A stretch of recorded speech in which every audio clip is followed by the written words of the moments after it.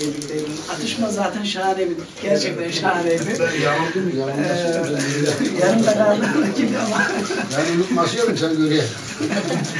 Abi 3-5 cümleyi sıraladım. Mehmet Bey'in dediği gibi 3-5 ile sınırlandırıyorum. Şimdi Osman amcayı anlatmak bana gelmiyor aslında. Anlatılmıyor. Osman amca anlatılmaz. Osman amca çok düşünür ve az konuşan bir insan. Ben öncelikle Osman amcadan öncelikle Hatice ablama çok teşekkür ediyorum. Ona sahip olduğu için, onu tertemiz giydirdiği için, onu tertemiz aklı başında topluma yolladığı için ona öncelikle ben teşekkür ediyorum. Osman amca hiç konuşmaz, tek konuşur ama her şeyi anlatır.